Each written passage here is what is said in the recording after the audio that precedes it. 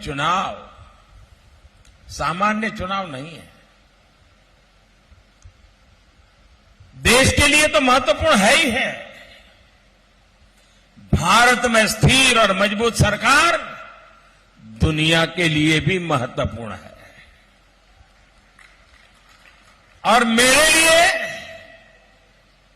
व्यक्तिगत रूप से ये चुनाव एम्बिशन के लिए नहीं है। वो एम्बिशन तो 2014 में देश की जनता ने पूरा कर दिया। 2024 का ये चुनाव मोदी के एम्बिशन के लिए नहीं, मोदी के मिशन के लिए है।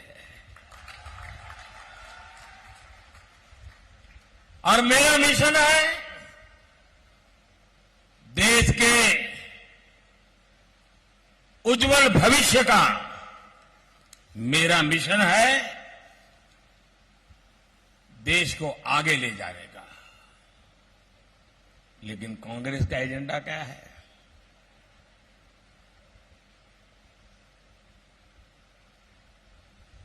कांग्रेस कह रही है कि वो कश्मीर में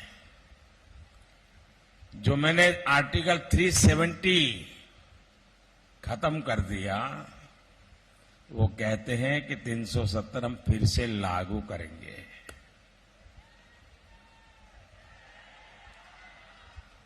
भाइयों बहनों, इस देश में जो लोग संविधान माथे पे लग करके नाच रहे हैं ना, उनकी सर्वसत्ता थी। पंचायत से पार्लियामेंट तक उनका राज था। कश्मीर में भी उनकी सरकारें थी। लेकिन वे कभी भी देश का संविधान सब जगह पे लागू नहीं कर पाए। मोदी के आने तक देश में 2 संविधान थे।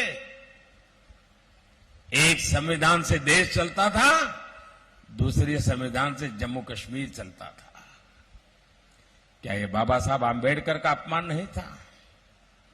क्या ये भारत के संविधान का अपमान नहीं था? क्या हिंदुस्तान के कोटि कोटि जनों का अपमान नहीं था? मैं सरदार पटेल की भूमि से आता हूं।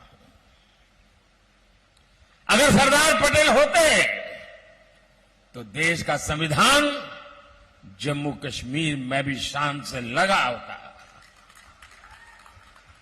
लेकिन जो काम सरदार साहब का अधूरा रह गया, ये धरती का संतान, आपका संतान, ये सेवक उसे पूरा कर पाया।